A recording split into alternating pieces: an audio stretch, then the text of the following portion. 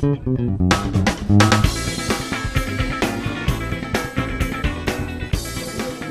bonsoir à toutes et à tous, bienvenue au Moulin à Café. On va passer ce soir une soirée ensemble autour de la thématique de la création des cafés associatifs. Est-ce que vous m'entendez bien au fond? Ouais, ça va? D'accord.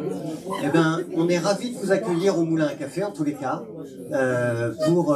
pour parler des cafés associatifs, de celui-ci, le Moulin à Café que vous connaissez, peut-être, et puis du bar commun, du Schmilblick, on va en parler dans une minute. Qui vient pour la première fois au Moulin à Café?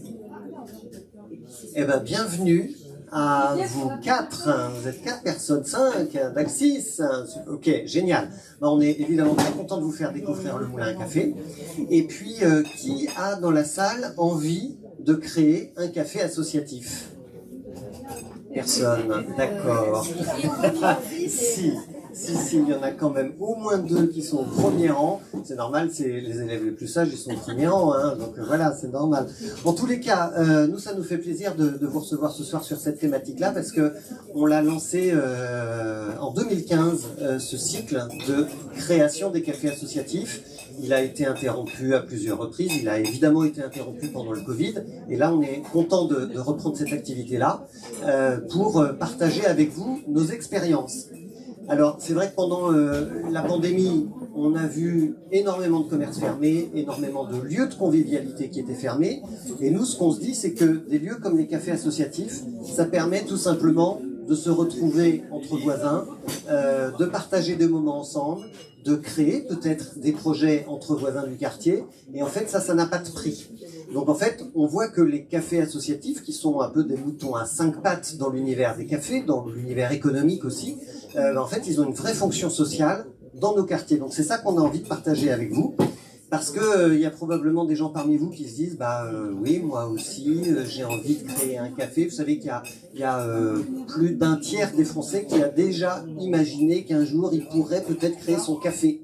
Pas forcément associatif, mais son café, voilà, il y a une espèce d'affectif autour du bar, autour du café, autour de ce qu'il génère, et peut-être que chez vous aussi. Sauf que comment est-ce qu'on fait pour créer un café associatif, hein? On est d'accord. Et puis, pourquoi est-ce qu'on créerait un café associatif? C'est quoi le but qu'il y a derrière? Combien ça coûte? Où est-ce qu'on trouve son local? Où est-ce qu'on trouve ses bénévoles? Est-ce qu'il faut faire adhérer tout le monde? Bon, il y a plein de questions qui se posent. Et on va évoquer avec vous ce soir ces questions-là. Et je suis en particulier content qu'on relance ce cycle découverte des cafés associatifs pendant ce mois de novembre, parce que le mois de novembre, c'est tous les ans le mois de l'économie sociale et solidaire. Et l'économie sociale et solidaire, c'est pas rien. Ce sont les modèles économiques, comme celui du Moulin à Café, puisque vous avez payé votre repas ou votre verre ce soir, des modèles économiques qui sont mis au service d'une utilité sociale et des actions de solidarité. Donc on n'est vraiment pas dans n'importe quel type de modèle économique, on est dans l'économie sociale et solidaire. Alors pour parler de l'économie sociale et solidaire et des cafés associatifs ce soir, à côté de moi, je ne me suis pas présenté, je m'appelle Frédéric, je suis le président du Moulin à Café, et on a Hélène Guido, qui elle est administratrice du bar commun, qui est dans le 18e arrondissement, et ils ont joué dans la symbolique de leur nom pour créer un logo de poisson, parce que le bar, c'est un poisson. C'est un poisson de banc, donc elle va nous raconter ça. Et puis, on a Hervé Dumas qui est avec nous aussi, qui est administrateur, lui, du Schmilblick, qui est à Montrouge. Et donc, ce sont tous les deux des cafés associatifs voisins, et qui en plus font partie du réseau des cafés associatifs de Paris et d'Île-de-France qu'on a commencé à constituer pendant le confinement, parce qu'à un moment, on se disait... ce confinement il est terrible, on comprend plus ce qu'on a le droit de faire, ce qu'on n'a pas le droit de faire et pourquoi on peut plus faire ce qu'on aimerait tellement faire et comment font les autres. Et donc on a commencé à se regrouper, à discuter ensemble et à partager nos expériences et du coup on a resserré nos liens entre cafés associatifs. Alors, je vais commencer par une question toute simple, je vais arrêter de parler, maintenant c'est eux qui vont parler et je vais demander à Hélène d'abord pour commencer, quand le bar commun a-t-il été créé? Puis présente-nous un petit peu ce que c'est que le bar commun. Ok. Vaste histoire. Le bar commun, il s'est créé, le lieu a vraiment ouvert en 2017, évidemment le projet a été construit pendant une bonne année, voire quasiment 2 ans avant qu'il ouvre. Merci. Le bar commun, on pourrait dire que c'est un peu une expérimentation citoyenne et démocratique. C'est un lieu donc, dans le 18e qui est vraiment la frontière entre deux mondes, entre un monde qui est assez populaire et un monde qui est assez aisé. Et l'idée de ce lieu, c'était de se dire, peut-être on est tous voisins, chacun ses problèmes, chacun sa vie, mais parlons-nous. On peut créer un lieu de débat, un lieu de discussion, un lieu d'expérimentation. Et il y a plein de moyens d'être citoyens ensemble et de créer des choses ensemble. Donc nous, c'est ce qu'on voulait faire ce lieu. De donner la possibilité à toutes ces personnes-là de se rencontrer, de créer des choses ensemble, créer des projets, des discussions. Est-ce que c'est ce qu'on appelle un quartier difficile? Qu'est-ce que tu entends par difficile? Le 18e, il y a des quartiers populaires, il y a des quartiers en zone prioritaire sur le plan scolaire, il y a des quartiers politiques de la ville. Est-ce que le quartier dans lequel vous êtes, c'est un quartier difficile ou pas? Alors, on est à la limite du quartier politique de la ville. On est à 1 kilomètre, très exactement, de la petite zone rouge. En soi, c'est pas forcément considéré comme un quartier difficile. Enfin, c'est compliqué à définir parce que le 18e d'une rue à l'autre, l'ambiance change. Ouais, mais le 14e aussi, on le sait. Mais alors, du coup, je vais poser la question autrement. C'était quoi le contexte du quartier quand vous vous êtes dit, allez, on se met ensemble, on essaye d'ouvrir un café, un bar? Ouais. En fait, c'était vraiment ce que je disais, c'est que on est dans une période où c'est du coup un quartier qui se gentrifie beaucoup, on en parlait tout à l'heure, et on arrive à un moment où vraiment il y a une espèce de fracture qui est créée physiquement par le boulevard Ornano, pour ceux qui connaissent un petit peu le coin. Et en fait, nous, on a voulu s'installer un petit peu plus bas dans le quartier en disant, nous, on veut tenter de créer la discussion entre deux mondes qui ne se parlaient pas, et où en fait il y avait vraiment des jeux de territoire, en fonction d'affinités, de clans, etc.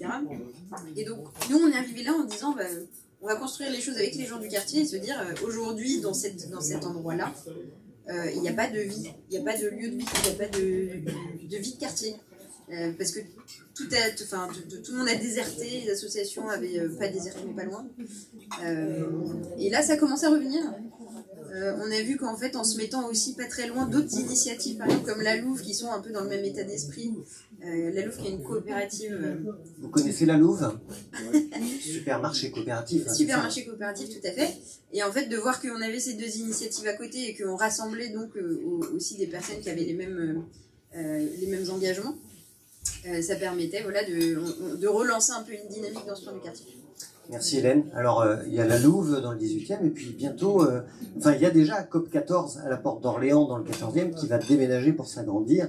Donc ça existe aussi dans le 14e. Donc, vous pouvez aller évidemment à la Louve dans le 18e.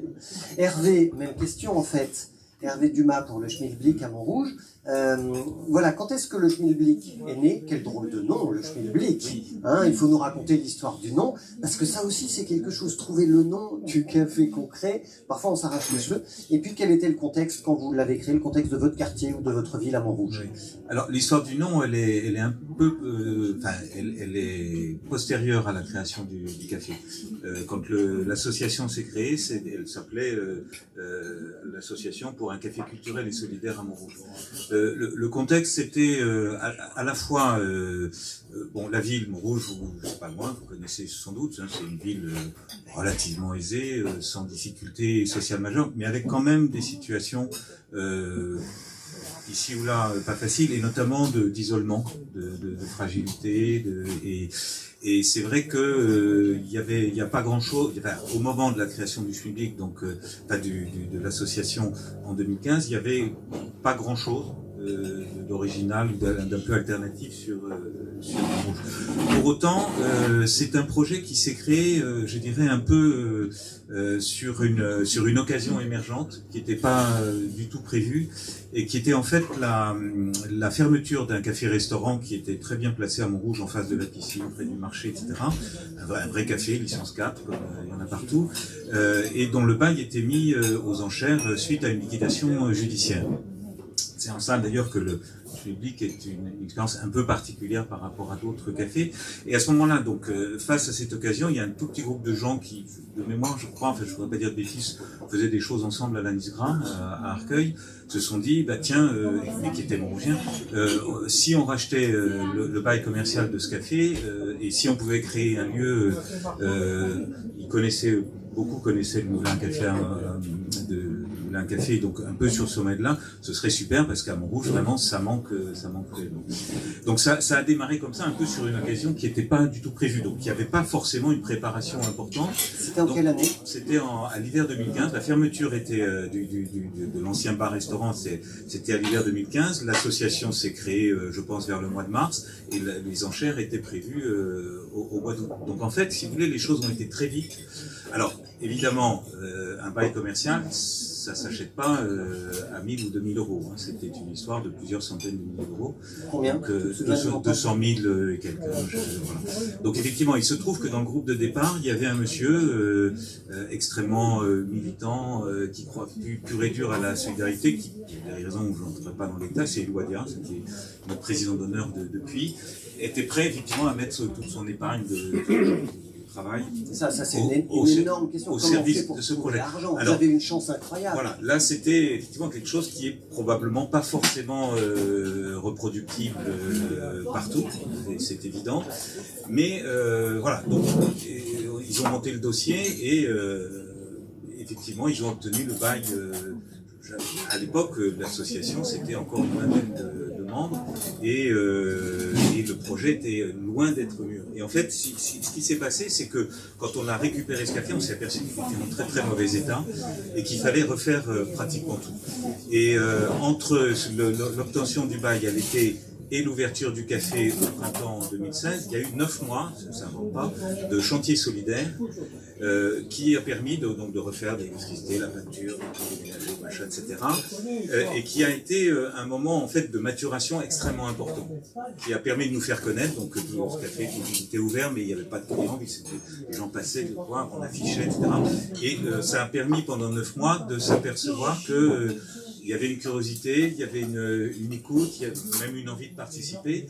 Et alors c'était en plus très concrètement, alors pour le coup ça coûtait cher, mais nous il n'y a plus un centime. Donc si vous voulez, le chantier il a coûté 90 €. Tout a été bénévole. Il y a des gens qui sont venus du lycée professionnel donner un coup de main, les entreprises ont donné la peinture, de l'électricité, etc. Donc on n'a quasiment rien payé. Et du coup ça a vraiment consolidé le projet et permis effectivement au moment où on a ouvert au printemps 2016 d'avoir une certaine d'avoir des gens qui avaient adhéré à l'association, un nombre de bénévoles plus important et effectivement les conditions pour démarrer.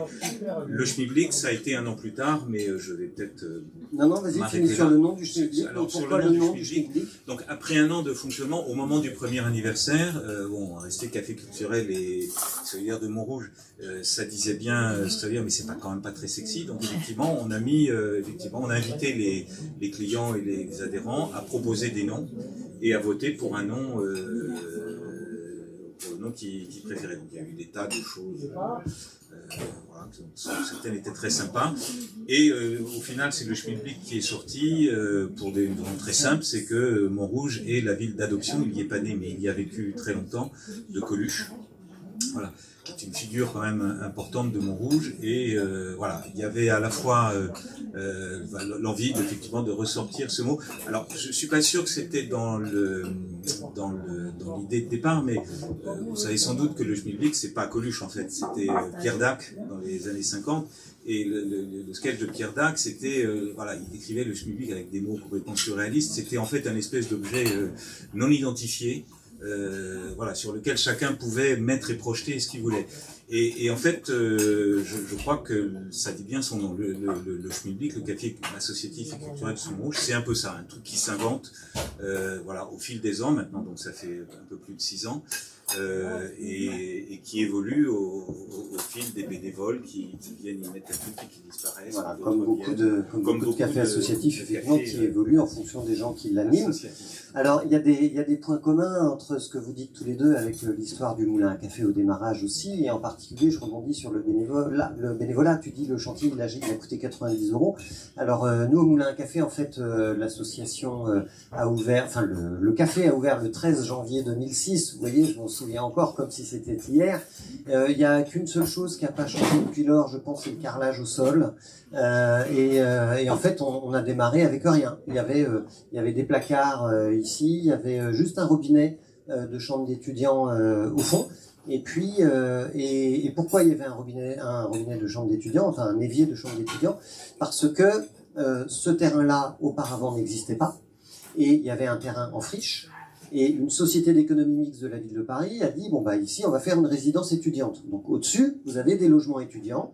Et vous avez 3 blocs de chambres d'étudiants au-dessus. Et l'aménageur, évidemment, quand il a construit cet espace associatif, il s'est dit, bah, je vais l'équiper avec je sais pas quoi. D'ailleurs, l'association va se débrouiller. Au minimum, je dois lui mettre un point d'eau. Donc, on avait un évier d'étudiants.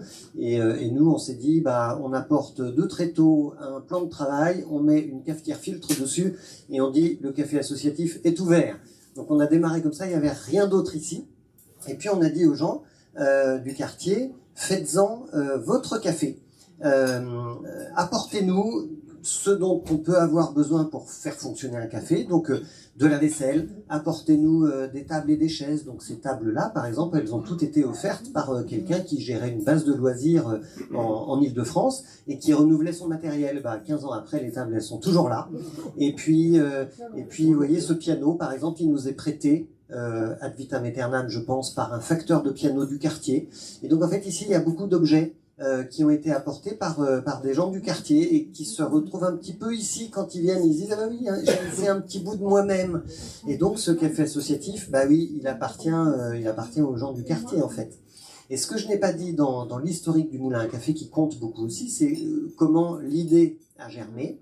En fait, on a une association dans le quartier qui est à 2-3 rues d'ici, qui s'appelle Urbanisme et Démocratie, et dont l'objectif est de réinventer la ville, l'urbanisme, par les citoyens, démocratie, et donc qui fait réfléchir les gens du quartier à comment on peut changer des choses dans le quartier ou dans la ville.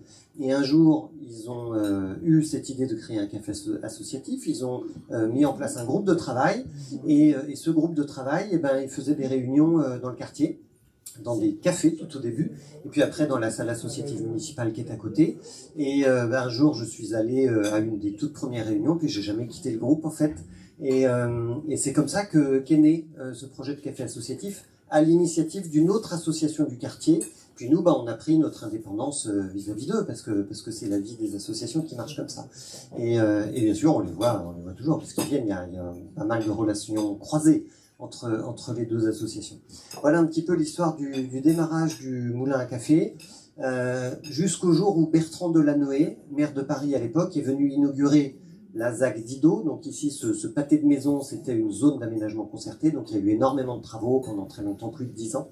Et un jour, il est venu inaugurer la nouvelle crèche, le City Stade, le jardin qui allait ouvrir, le Moulin à Café du coup, et puis on a mis la maquette du quartier dans le café, et tout le monde est venu voir la maquette, bien sûr, le maire évidemment, et puis toute la clique qui véhiculait autour de lui, et c'est comme ça que les choses se sont enclenchées. J'entends deux particularités dans vos histoires de café. Hervé, tu le disais, vous avez une licence 4 et vous avez trouvé un mécène au démarrage et des bénévoles pour le chantier. Hélène, on n'a pas encore parlé de bénévolat au bar commun, mais c'est évidemment incontournable. Et je crois que c'est ça, votre particularité à vous au bar commun. Parle-nous un petit peu du bénévolat et cette particularité-là. Oui. Alors, quand je dis que c'est une expérience démocratique, le bar commun, c'est qu'en fait, on n'a aucun salarié. On n'a pas on a des instances de décision, évidemment, on a un bureau, un CA, mais on n'a pas de président. Donc on a vraiment voulu ce projet comme un commun, se dire voilà, ce lieu il est pour tout le monde, chacun sa voix, chacun son avis, et personne ne pèse plus qu'un autre. Donc au final, au début en fait du projet, il était question d'embaucher quelqu'un, et aujourd'hui en fait on est assez fiers de dire voilà, on a réussi à embarquer tellement le quartier, embarquer tellement les gens avec nous, qu'il y en a. Peut-être qu'il y en aura besoin un jour, mais aujourd'hui on n'en a pas besoin, on arrive à fonctionner, on s'est organisé en groupe de travail, on s'est organisé en nous, ce qu'on appelle des comptoirs. Donc on a plein de comptoirs en fait qui régissent la vie du lieu. On en a qui s'occupent de l'approvisionnement, du placement sur les services des bénévoles derrière le bar. On peut applaudir les bénévoles derrière le bar. Bravo.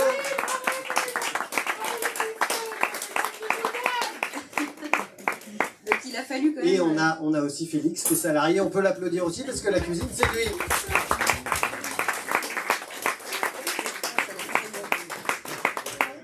Après.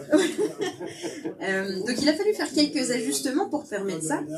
Par exemple, on n'a pas de cuisine parce que former des bénévoles c'était un peu compliqué. Donc on a quelque chose de très simple avec des petites planches, avec au bar c'est servir des bières et on n'en est pas du tout à faire des cocktails compliqués avec des recettes. Donc voilà, il y a quand même toute une...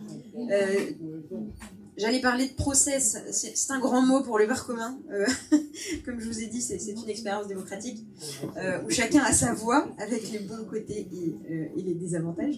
Non, mais il y a des méthodes de travail, il y a des organisations en tout cas. Exactement. Mais en tout cas, voilà, on s'est organisé pour que tout en fait soit fait en collectif, sans que le collectif soit trop pesant et que la machine ne bouge plus. Et donc, est-ce que ça marche? Ça marche. On a expérimenté plein de choses en termes de décision, avoir des cercles plus ou moins larges, donner des rôles plus ou moins importants ou plus ou moins impliquants à certaines instances. Il a fallu définir qu'est-ce que faisait le bureau, qu'est-ce que faisait le CA et qu'est-ce que faisait le reste en fait des participants. Mais on arrive vraiment à une organisation qui est stable. Là, on entame notre 5e année. Et voilà, on est très très fiers du résultat. Vous êtes combien de bénévoles?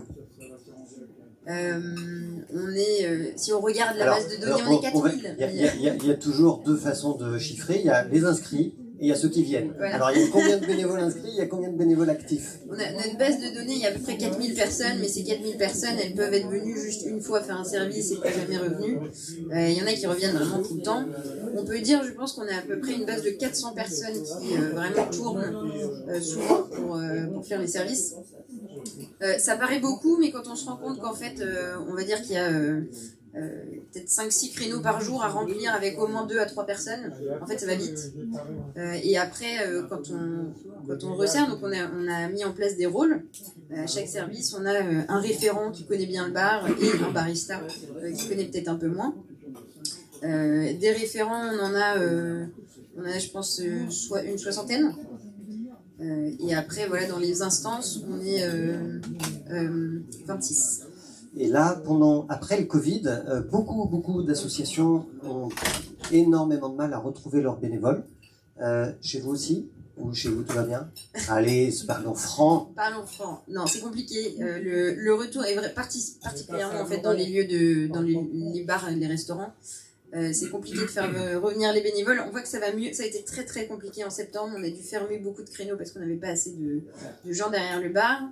Mais ça revient. Ça revient vraiment la motivation et l'envie en fait de s'impliquer dans un projet. Hervé, chez vous, comment ça se passe l'organisation du bénévolat? Vous avez combien de bénévoles inscrits et actifs? Est-ce que vous avez du mal à les retrouver aussi ou est-ce qu'ils sont là? Comment ça se déroule chez vous? Alors, juste pour terminer effectivement ce que j'ai dit tout à l'heure, c'est vrai que le démarrage peut être un peu surprenant. Effectivement, cet achat d'un bail commercial, c'était très coûteux. Et ça peut être compliqué dans la modélisation du projet. En revanche, l'avantage, c'est que nous sommes actuellement financièrement autonomes. C'est-à-dire que c'est un bar licence 4, donc effectivement, la licence 4 permet de financer le fonctionnement de la structure depuis maintenant 6 ans, avec certaines années même un peu de bénéfices. Alors évidemment, ça suppose d'ouvrir... Vous payez un loyer? On paye un loyer qui est effectivement important. L'activité permet de... Mais l'activité permet de payer les charges. 100% des charges? Oui. Vous n'avez pas de subvention? On n'a pas de subvention. Enfin, la mairie nous donne au début rien, et puis 500 €, et là on arrive péniblement à 1500 €, mais c'est tout. On n'a pas d'autres subventions. Et c'est vrai que cette autonomie, pour nous, elle est importante et on y tient. Sur l'investissement, on utilise plutôt du mécénat, parce que là, par contre, quand il a fallu refaire une cuisine entière, là, on n'avait pas les finances. Concrètement, le mécénat, c'est qui? C'est une entreprise privée? Alors, c'est pas du tout. Non. Oui, absolument. C'est une entreprise privée. C'était d'ailleurs un hasard aussi. Je vous parlais tout à l'heure des forums d'économie sociale et solidaire. Donc, il y en avait un à Montrouge et une année, on était en 2017, je crois, je sais plus, voisin de la fondation Goût du Partage, qui était la fondation du groupe à l'époque Simpli, qui finançait des projets d'alimentation solidaire. On a discuté, on leur a dit leur projet, ils ont dit ah, tiens c'est sympa, on va venir voir chez vous. Ils sont venus déjeuner un jour, puis ils étaient emballés par le projet et du coup ils nous ont fait une très belle subvention qui nous a permis de payer cette cuisine. Et à cette occasion-là, d'ailleurs, on a découvert l'intérêt effectivement du mécénat, parce qu'a priori au début, c'était pas trop dans l'esprit, et puis et en fait, par rapport aux demandes de subventions, qui sont des dossiers comme ça, hein, on voit jamais personne, on sait pas c'est oui, c'est non, enfin c'est complètement anonyme. Là, on avait des gens qui s'intéressaient réellement et qui nous disaient écoutez, nous on est d'accord, mais et ça s'est reproduit après d'autres. Il faut que ce soit sur un projet commun. Donc effectivement, rapprochez-vous du magasin Simpli qui est dans le coin, échangez avec leur personnel des conseils sur la chaîne du froid, les machins, tout. Donc il y avait quelque chose aussi indépendamment du simple financement. Et ça nous a effectivement pas mal séduit. Et l'expérience s'est reproduite avec le Crédit Agricole récemment.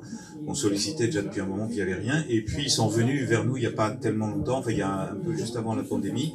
Et ils étaient en lien avec l'association Entourage, qui est une association qui cherche à retisser du lien avec les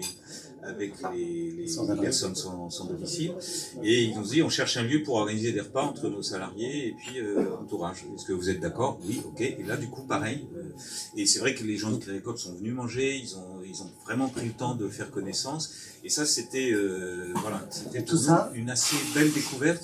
Et ce mécénat, c'est que pour l'investissement. Que pour l'investissement. Votre fonctionnement général, il est assuré par l'activité. Par l'activité. Vous avez combien de salariés? Alors, du coup, on est malgré tout, on le finance parce qu'on est ouvert du mardi au dimanche 14h, de 10h à 22h ou 23h selon les événements, tous les jours. Donc c'est une ouverture importante. Donc du coup, effectivement, même si le projet vraiment ambitionnait de reposer principalement sur le bénévolat, on a quand même engagé un des premiers services civiques qui était chez nous pour devenir d'abord en CDD puis après en CDI notre barman et accueillant principal, qui nous permet d'avoir quand même une certaine stabilité, une régularité d'accueil. Je crois même que pour les gens, c'est important qu'il y ait une figure un peu stable,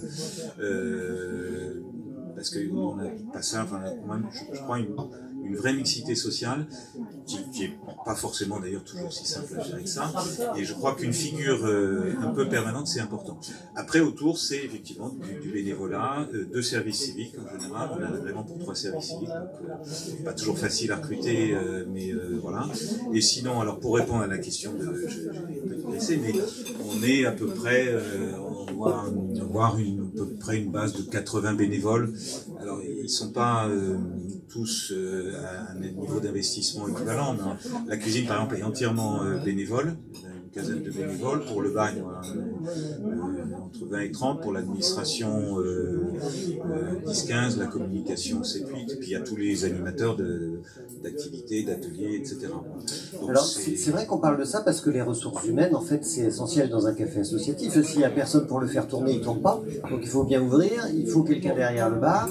Et la grosse question, c'est est-ce qu'on prend que des bénévoles ou est-ce qu'on embauche des gens? Mais si on embauche, faut payer les salaires, il faut payer les charges qui vont avec, les cotisations sociales, et du coup ça alourdit, enfin la masse salariale elle est tout de suite prédominante, c'est normal, c'est comme ça dans toutes les entreprises d'ailleurs. Donc grosse question pour une association, puisqu'on est tous café associatif, on est tous des associations, comment on fait pour payer les salaires après avoir déjà payé le loyer? Parce que si on ne paye pas le loyer, il n'y a pas de projet. Donc nous au Moulin à Café, on a un petit peu plus de personnel. On a 6 salariés aujourd'hui.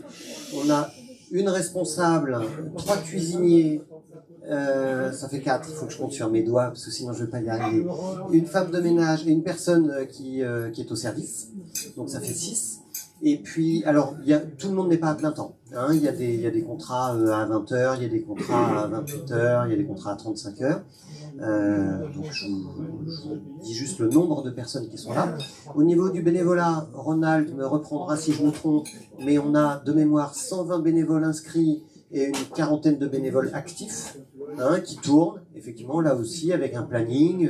Ils s'inscrivent et puis ils essayent de remplir les cases quand on a besoin. Essentiellement, les créneaux de service, quand les gens viennent manger, parce que c'est là qu'on a besoin de personnel. Et puis, ce que j'ai pas dit, le montant de l'argent, parce qu'il y en a qui notent tout ce qu'on dit, parce qu'ils veulent monter leur projet. Alors, au niveau de l'argent, il y a un élément qu'on n'a pas cité, c'est combien on paye de loyer. Nous, on a une chance incroyable ici, c'est que pour 78 mètres carrés, on paye 800 € de loyer. Même un tout petit peu moins. 2400 €. Prends le micro. Oui, effectivement, comme c'est un bail, un local, un vrai bar-restaurant, le loyer est de 2400 €. Donc c'est. Quelle superficie? Oh ben, je sais plus. Ça, hein.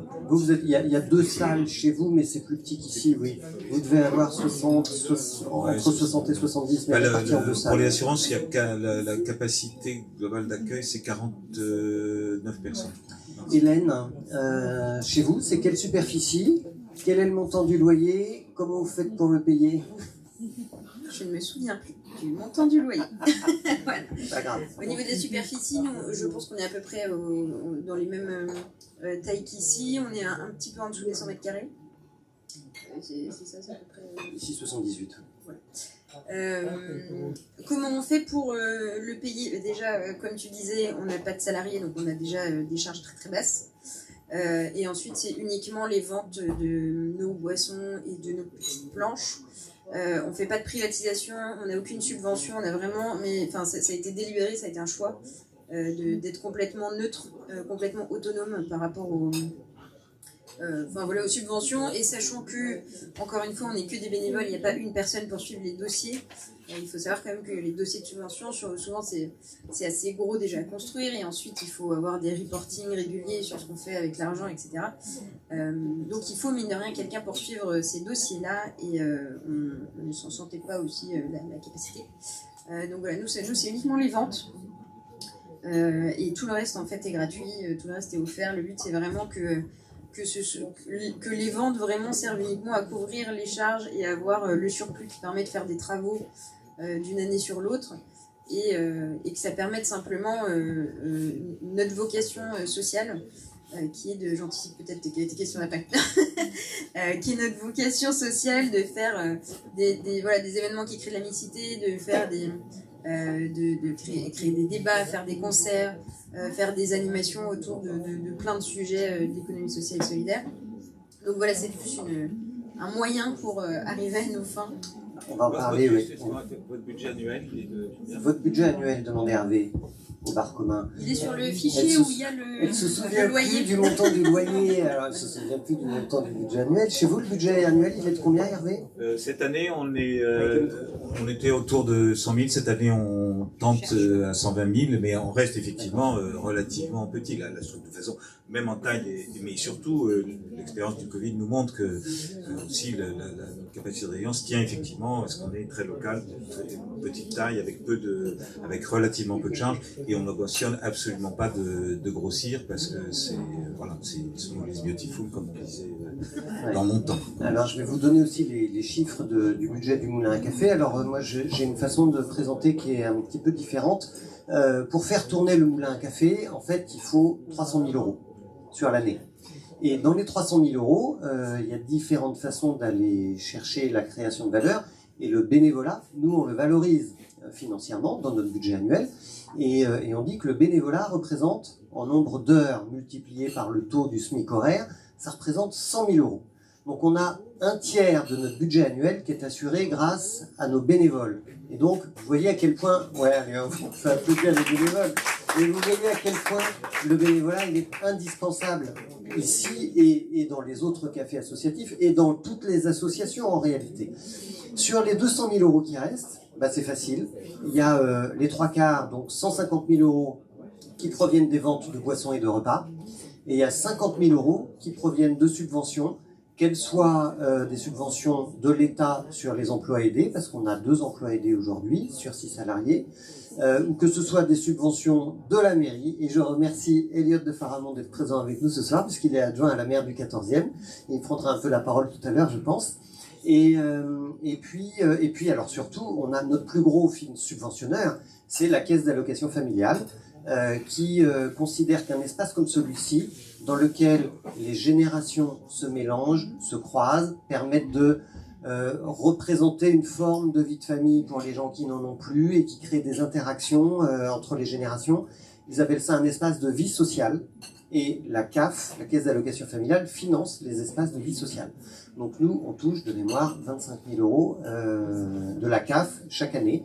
Bon, comparé à un budget de 300 000, c'est pas non plus tant que ça, mais ça reste notre premier subventionneur.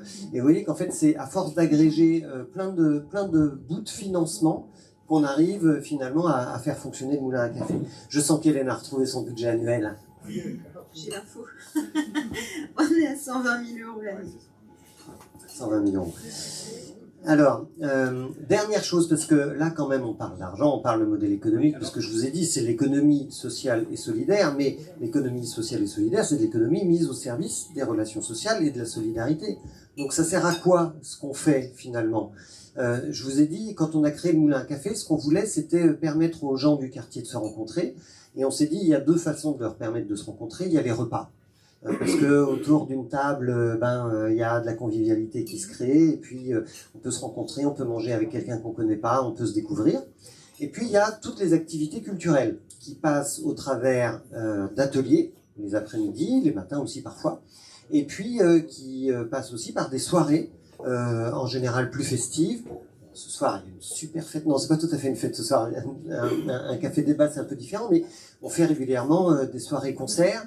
Rida est là pour, il pourra nous en parler s'il a envie. On fait des soirées théâtre et puis on fait des concerts aussi à l'extérieur parce qu'on a la chance d'avoir une très grande place piétonne juste devant nous. Alors ça, c'est une chance immense. Et puis, alors les ateliers, ça peut être l'atelier couture, ça peut être l'atelier lecture, ça peut être de la poésie, ça peut être du Scrabble ou du tarot. Et puis, enfin voilà, il y a toute une multitude d'activités qu'on pratique au Moulin à Café que vous retrouverez dans notre programme sur notre site internet évidemment, moulin-café.org. Et ça c'est fait. On n'est jamais mieux servi par soi. Et alors, et chez vous, quelles sont les activités que vous mettez en place et qui répondent à la demande ou aux besoins du quartier? Hélène. Alors nous, on a des activités qui sont fixes à certains moments de la semaine. On fait de l'aide aux devoirs, on fait de l'aide administrative, on fait des groupes de discussion pour les personnes qui apprennent le français et qui veulent pratiquer. J'en oublie un, sûrement. Et on fait des cafés philo. Et on fait des cafés philo un petit peu moins réguliers où voilà, le but c'est de discuter du monde et de refaire le monde. Donc ça c'est vraiment les événements qui seront fixes, qui sont nos activités solidaires. On accueille aussi des associations. On a le BAM qui fait une permanence chez nous, qui fait de l'accueil pour les exilés. Le bureau d'accueil et d'accompagnement des migrants. Merci. Ça, on a la cloche qui vient faire des permanences pour les personnes sans domicile fixe. Et on a Linky plus récemment qui fait de la distribution alimentaire pour les étudiants. Et donc voilà, en fait, on met juste à disposition le lieu à ces associations-là pour leurs activités. Et ensuite, on va compléter en fait ces activités qui sont vraiment purement solidaires par justement en fait tout plein d'événements qui vont aller créer la rencontre entre les différents publics dont on a parlé. De la même manière que chez vous, on va avoir des événements festifs, on va avoir plutôt des débats, on va avoir des diffusions de documentaires, enfin vraiment de tout. Et des concerts et des soirées dansantes. Je vous invite à aller voir les réseaux sociaux du Bar Commun à barcommun.fr. C'est de bonne guerre. Voilà. Non, donc tout est sur nos réseaux sociaux. Nous, on passe pas mal par Facebook, même si vous trouvez tout sur le site aussi. Voilà un petit peu nous ce qu'on fait. Hervé, du coup, chez vous, et quelles sont vos activités et en quoi elles répondent aux attentes du quartier? Tu veux donner ton site internet? Non, pas mon site internet, mais non, juste pour rebondir sur la question du bénévolat. C'est vrai que moi, je suis pas à l'aise avec ce vocabulaire, en fait. Et ressources humaines, bénévoles, etc.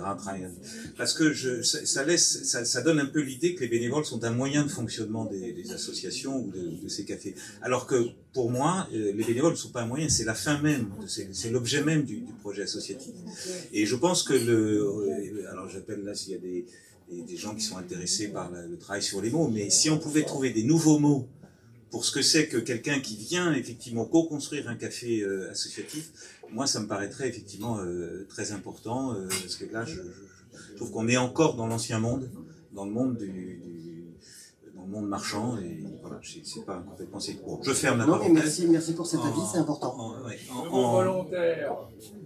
Le mot par volontaire, exemple, c'est une hypothèse, oui, tout à fait. Coopérateur, mais coopérateur, ça implique autre chose. Bon, mais il y a des mots à trouver pour le nouveau monde qui arrive. Alors les activités, bon, rien de très il y a à la fois des ateliers en journée et des événements le soir. Les ateliers, alors tout dépend justement de quels sont les bénévoles qui sont là à un moment donné et qui disent voilà, on aimerait bien faire ça, on aimerait bien trouver ça, donc c'est plus ou moins variable. Mais il y a une dimension d'atelier solidaire qui reste quand même un peu permanente, notamment écrivain public. Là, à un moment donné, sur la ville, il n'y avait plus rien du tout et on a été submergé par une demande. Il a fallu recruter. On a en gros 4 ou 5 écrivains publics, je crois, qui font des permanences assez régulières.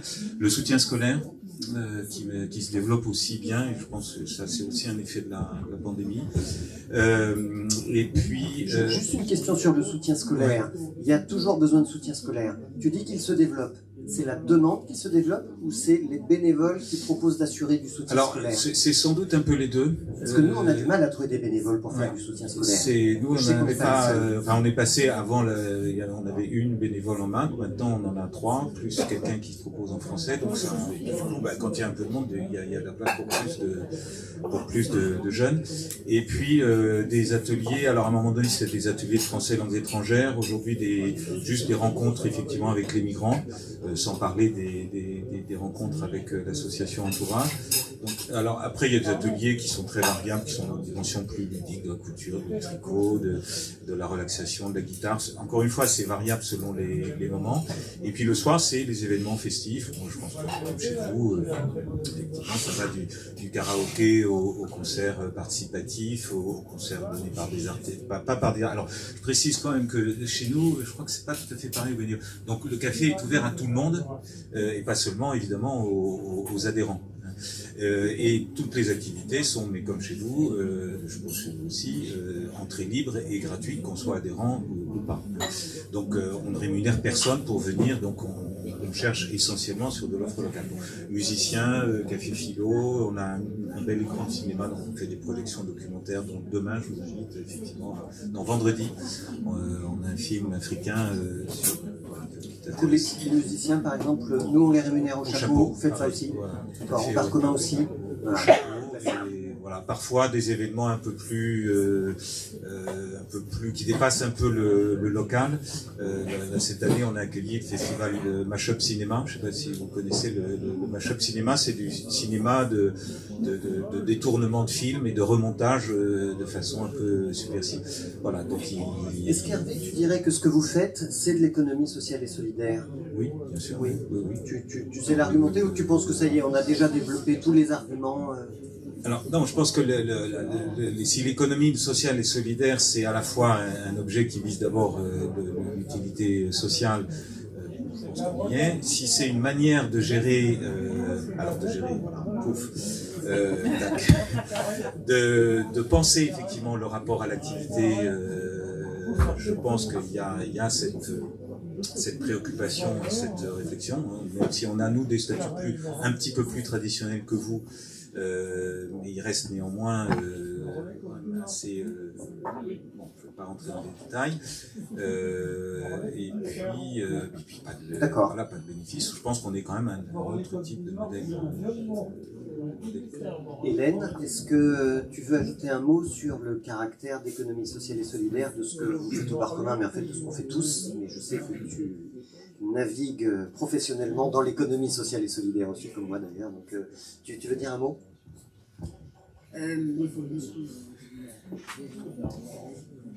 En soi, oui, on ne pourrait pas être plus dans l'économie sociale et solidaire, je pense, parce qu'on se sert vraiment du modèle économique pour en fait faire des actions solidaires. Donc pour moi, c'est un peu la définition.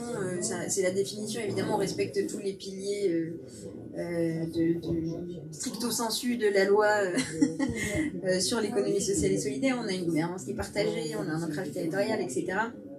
Donc je pense que ces initiatives-là, elles sont au service des gens, donc par définition, c'est de l'économie sociale et solidaire. Merci Hélène. Vous savez quoi, je vois qu'il est 20h02 et je m'étais mis comme défi qu'à partir de 20h, vous auriez la parole pour poser des questions. J'en reviens pas, on a réussi à tenir le timing et j'ai envie de vous poser à vous reposer à vous une question que j'ai posée tout à l'heure, mais il y a un peu plus de monde et peut-être qu'il y avait des timides qui vont se révéler. Parmi vous, dans la salle, qui souhaite créer un café associatif? Relevez la main, s'il vous plaît. Il y en a une avec plus haut, parce qu'on ne les voit pas.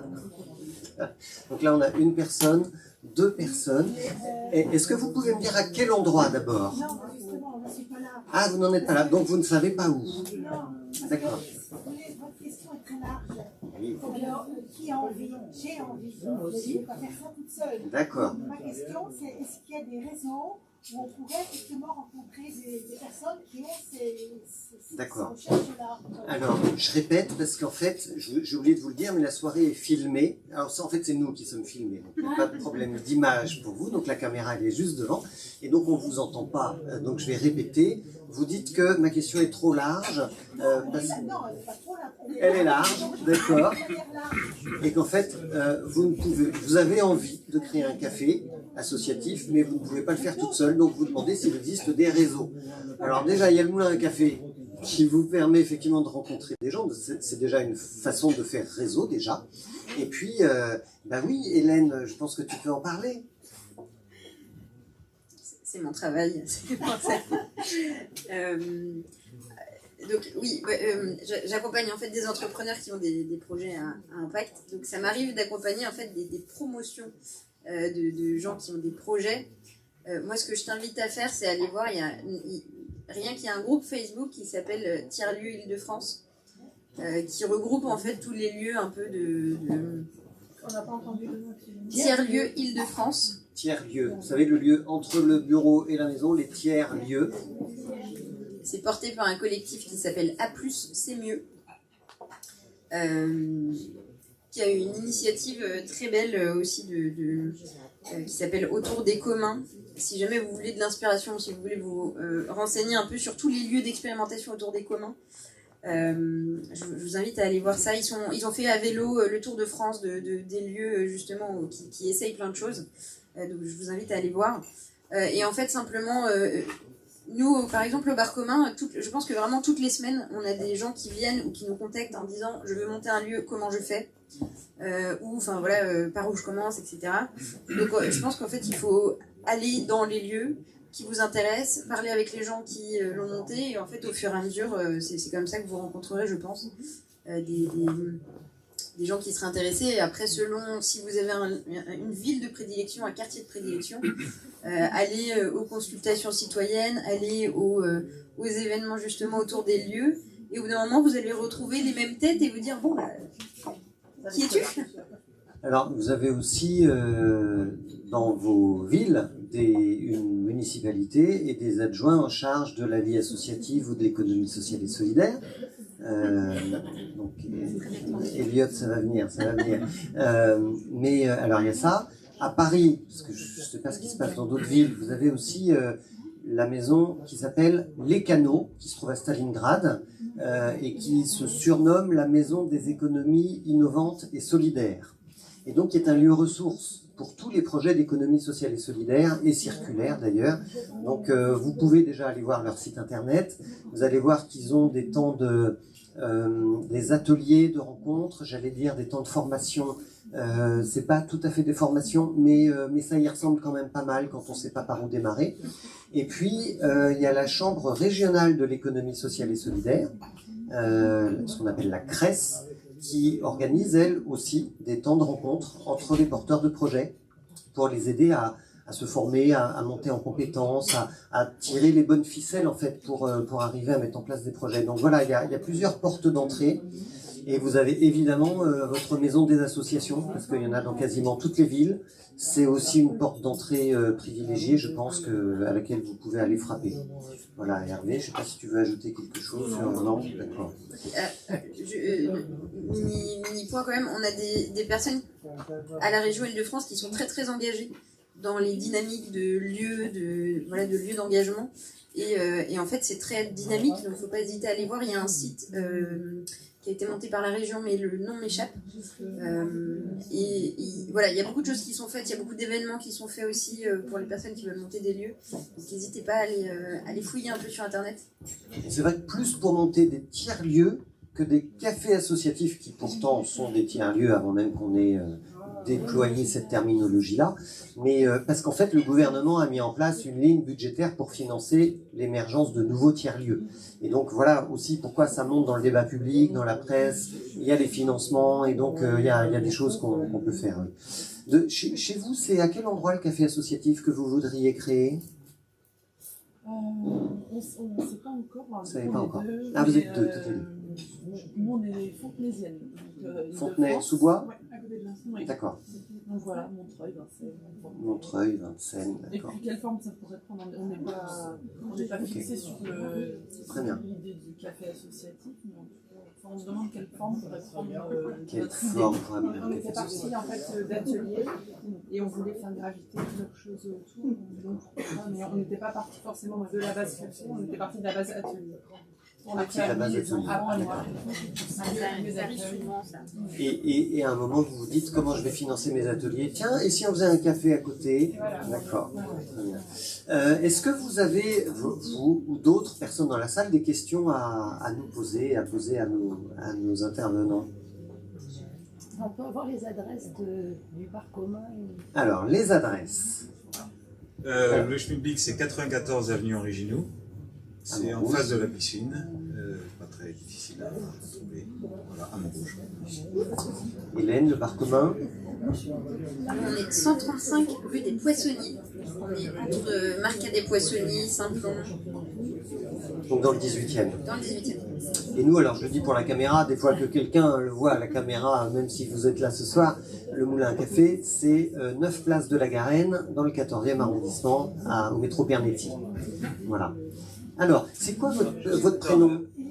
Elisabeth. Juste peut-être parce que il y avait mis, enfin moi je suis pas du tout dans vos partis, mais par contre j'avais été une fois à une réunion de structure qui s'appelle les Cigales. Je sais pas si vous connaissez, parce que il y a à la fois de la alors je pense que là où Hélène a raison, c'est qu'il faut d'abord s'ancrer localement. Mais après les Cigales, c'est des lieux qui peuvent apporter du financement et éventuellement de l'accompagnement méthodologique sur la base de projets qui sont tout à fait comme les cafés associatifs, des choses plus petites, etc. Et voilà, je sais pas, je pense que ça existe toujours. Oui. Les Cigales, oui, ce sont des clubs d'investisseurs locaux, donc des clubs privés en fait, qui n'ont même pas besoin de déposer des statuts particuliers, des gens qui se regroupent, ils ont un peu d'épargne, ils veulent le mettre en commun, et donc avec le réseau des Cigales, ils se mettent en réseau. Ils décident de créer leur cigale et ensuite ils reçoivent des porteurs de projets et ils se disent tiens, et si on mettait notre épargne dans ce projet-là et alors, oui, on est plus sur les dispositifs de financement du coup. Tu m'autorises à faire une page de pub. Moi, le conseil que j'aurais, c'est si vous n'avez pas encore de projet défini ou de collaborateurs, de personnes avec qui monter ce projet, soyez curieux, allez voir ce qui se fait, rencontrer des gens. Si vous avez déjà un projet, n'hésitez pas à vous faire accompagner. Attention, page de pub. Par exemple, nous, on est un incubateur. Je travaille chez Pulse, qui est une association du groupe SOS. Et typiquement, là, on va lancer une promotion de porteurs de projets autour de projets de solidarité. Donc n'hésitez pas à vous faire accompagner si vous avez un projet et que vous cherchez un peu donc avec nous ou avec d'autres évidemment. Voilà, si vous avez souhaité le développer. Et c'est vrai que c'est intéressant de se dire oui, il faut d'abord aller chercher l'ancrage local, parce que je me souviens depuis 2015 quand on organise des réunions de temps en temps comme celle-ci, il y a des porteurs de projets qui sont venus, il y en a qui se sont découverts étant de la même ville. C'est pas là où se sont créés les cafés associatifs auxquels je pense, là il n'y en a pas.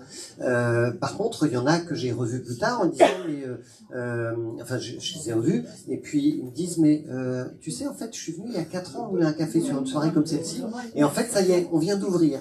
Donc là, c'est quand même assez génial de se dire que ce type de rencontre et de partage d'expérience permet de faire émerger des projets.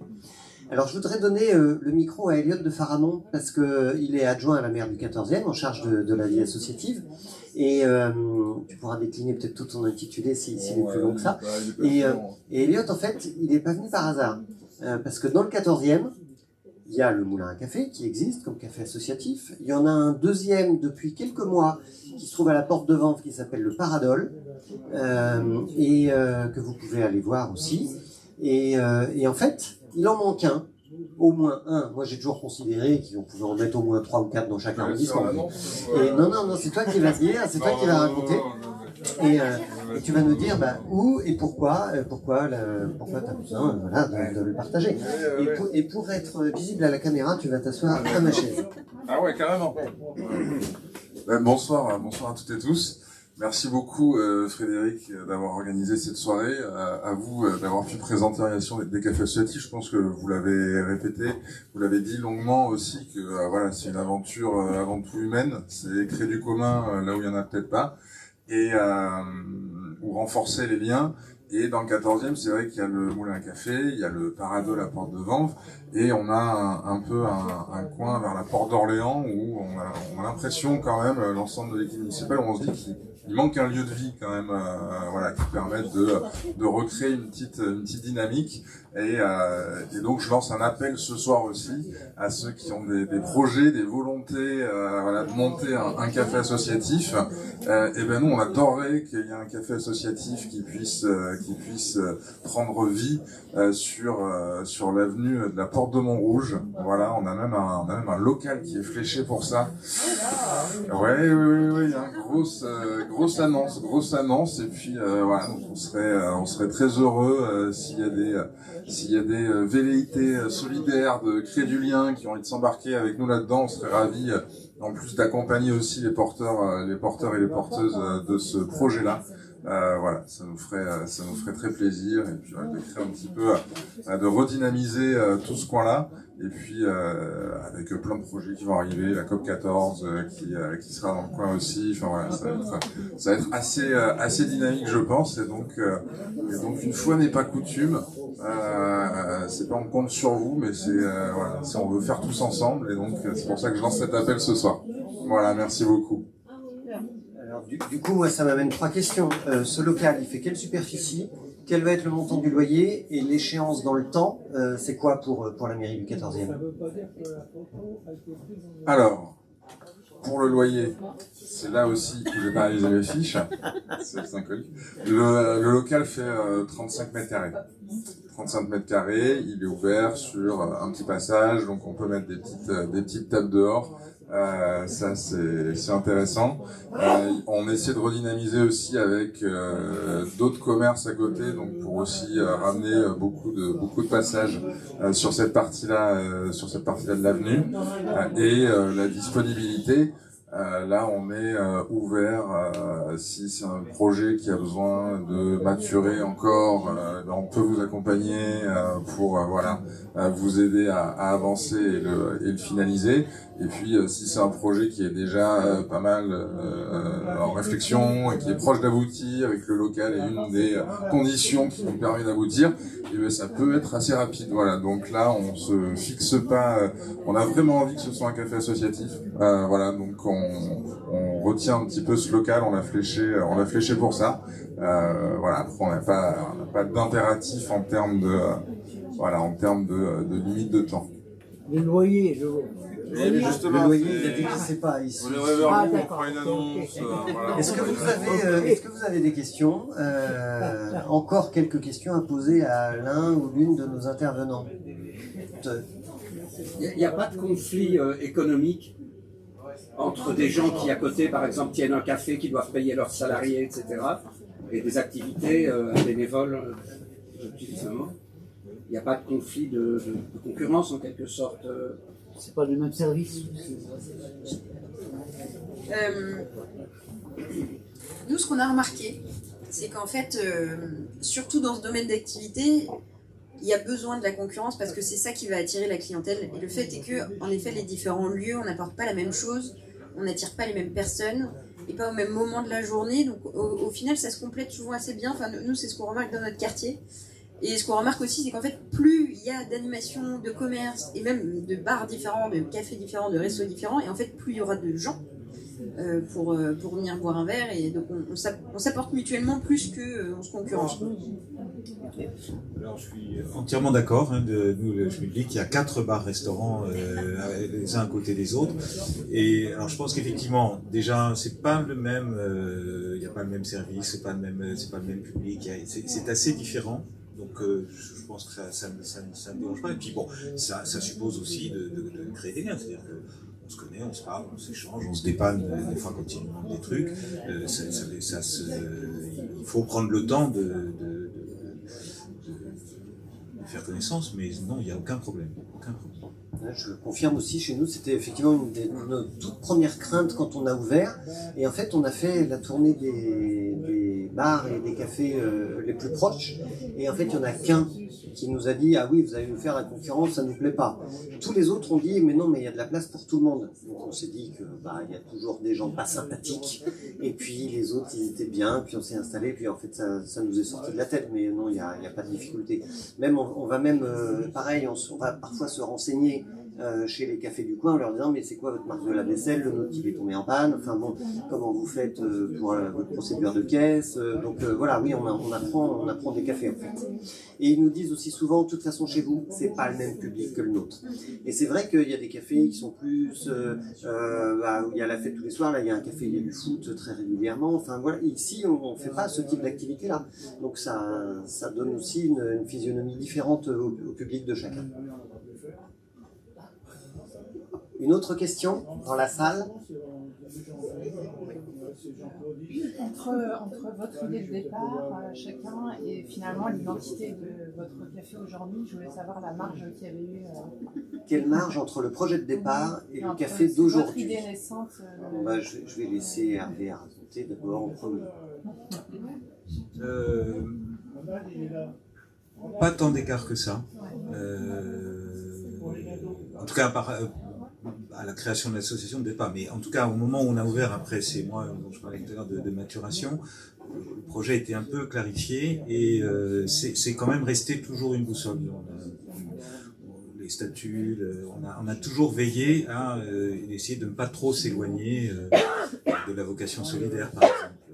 Des tarifs, c'est vrai que là on n'en a pas parlé, mais évidemment un café solidaire a vocation à proposer des prix de consommation d'aliments, de restauration très bas, ce qui pose parfois un problème de rentabilité, de viabilité du projet économique. Donc il y a toujours la tentation, est-ce que si je veux embaucher, est-ce qu'il ne faut pas que je... mais effectivement, le projet a toujours permis de servir de boussole, oui. Pareil sur des activités libres et gratuites locales, ne pas aller chercher, ne pas embaucher, payer des musiciens, des choses comme ça. Donc il n'y a tant d'écart que ça. Si ce n'est que bon, après le bénévolat, ça tourne beaucoup, c'est très mobile. Donc selon les moments, l'atmosphère et les propositions concrètes peuvent être peuvent varier. Mais néanmoins, il y a toujours effectivement le projet associatif qui est régulièrement rediscuté et qui sert de guide. Merci Hervé. Hélène, entre le démarrage et aujourd'hui? Ouais. Nous, je ne sais pas si c'est que ça fait pas assez longtemps pour que ça ait bougé, mais en tout cas, ce qui a fait que ça n'a pas beaucoup bougé, c'est que tout a été écrit. Au-delà, en effet, des statuts qui sont structurants, le projet du bar, son âme, ce qu'on avait envie de faire avec, tout a été écrit dans une espèce de charte, truc raconté. Donc ça a été c'est vraiment ce que tu dis, ça a été un guide. Donc on n'a pas dévié. Après, un peu comme vous, le bar n'était pas forcément l'objectif primaire de l'initiative qui avait été lancée. L'idée, c'était simplement de créer des moments d'échange, de débat. Et en fait, au fur et à mesure des discussions, on s'est aperçu que le meilleur moment pour échanger, c'était autour d'un verre, donc faisons un bar. C'est un peu ça, l'ambiance est importante, et quelque part, c'était ce lieu de convivialité qui représentait le mieux ce qu'on voulait faire. Mais voilà, le fait d'avoir écrit le projet et ce qu'on voulait en faire, ça a fait que ça a été toujours... chaque fois qu'il y avait une décision à prendre, même encore aujourd'hui, hein, quand il y a une décision à prendre, un événement qu'on nous propose, n'importe quoi, on essaye de se référer un peu à « ok, qu'est-ce qu'on a voulu faire ? C'est quoi le projet du lieu ?» et on y va pas. Et au Moulin à Café, il n'y a pas beaucoup de différence non plus entre le projet de départ et ce qu'il est devenu aujourd'hui. Il s'est passé 15 ans. Il y a peut-être le projet a bougé un petit peu, et puis très souvent il s'est recalé sur les rails d'origine. C'est assez intéressant. Ça dépend beaucoup des changements d'équipe du conseil d'administration. Et c'est vrai que dans une association, le conseil d'administration il bouge, parce que les gens ils sont bénévoles au conseil d'administration, donc à un moment ils vont faire autre chose dans leur vie, et puis parfois ils reviennent. Et puis parfois ils ne reviennent pas, et puis du coup les équipes changent et les intentions changent aussi. Moi je me souviens qu'au démarrage, avant d'ouvrir, on avait dit qu'on voulait que ce soit un lieu de rencontre, de convivialité, de mixité, interculturelle, intergénérationnelle, et on avait dit aussi qu'on voulait que ce lieu soit une vitrine des activités associatives de l'arrondissement.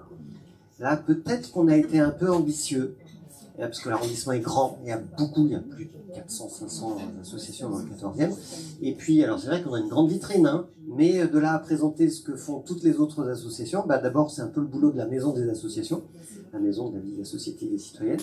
Et puis par contre, ce qu'on a gardé, c'est des partenariats avec certaines associations dont on se sent plus proche, ou qui sont venues nous demander de faire leurs activités ici. Donc bien sûr, il y a des activités associatives qui se passent ici, en dehors de notre association, et on n'est pas une vitrine de toutes les activités associatives du 14e.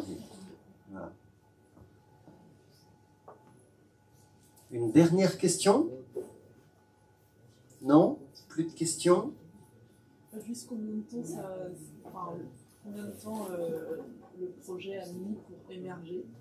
Combien de temps le projet a mis pour émerger? Au Moulin à Café, on a mis 2 ans. Sur un terrain qui était en jachère. Et c'était pas construit, il n'y avait rien. Et ça a été 2 années, je me souviens, avec beaucoup d'allers-retours, beaucoup de réunions dans le quartier pour associer les habitants à ce qu'ils pourraient avoir envie de faire ici. Et je me souviens que tous les 2 mois, il fallait reprendre toutes les discussions à zéro. Parce qu'il y avait de nouvelles personnes qui intégraient le groupe et qui reposaient les questions du début. Ça, c'était un peu fatigant. Donc, c'est plutôt pas mal de resserrer le temps de gestation en fait, du projet. 2 ans, c'est trop. Mais vous allez dire, mais moi, ce que j'ai entendu dans les autres cafés, c'est que souvent, c'est à peu près 1 an de préparation. Ouais, nous, c'était à peu près 1 an. Sachant que ça s'est... Il y a eu... En fait, c'est plutôt 1 an et demi parce qu'on a eu 1 an à partir du moment où on a eu le lieu et à partir du moment où on a ouvert. Donc voilà, il y a eu 1 an de préparation, on va dire vraiment, mais on avait le lieu et c'était enclenché. Il y avait peut-être 6 mois, un peu plus de 6 mois avant ça, d'imagination de ce qu'on allait en faire. Nous, je vous l'ai dit, hein, en fait, ça a été une espèce d'émergence comme ça, tout à fait inattendue et soudaine, mais pas préparée. Donc, l'association de départ, ils étaient 12, hein, ils se sont retrouvés avec un bail commercial d'un café-restaurant sur les bras. Enfin, ça a été un peu soudain. C'est pour ça que tous les mois de chantier qui ont suivi ont été très importants, parce que c'est un peu, il n'y avait pas forcément besoin de commencer immédiatement, comme il y avait des travaux à faire, on ne payait pas de loyer, donc, mais il y a eu vraiment, le temps de maturation en fait a été après qu'on ait, mais c'est peut-être une autre façon de commencer, c'est-à-dire l'occasion qui fait le larron, c'était relativement imprévisible. Mais écoutez, je vous propose qu'on termine notre conférence débat là, mais par contre on reste dans la salle, donc on peut continuer de discuter sans micro, et puis peut-être on va échanger un petit peu aussi. Et en tous les cas, je voudrais remercier tous les nouveaux usagers qui sont venus ce soir pour la première fois. Tous les usagers fidèles et habituels qui se sont dit « Tiens, c'est quoi un café associatif ?» Non mais déjà ils viennent tous les jours, donc voilà. Tous les bénévoles qui nous rendent service ce soir, les administrateurs qui se cachent dans la foule, et les salariés, bien sûr, sans qui ce café associatif ne tournerait pas. Donc un grand merci à vous et à tout le monde pour ce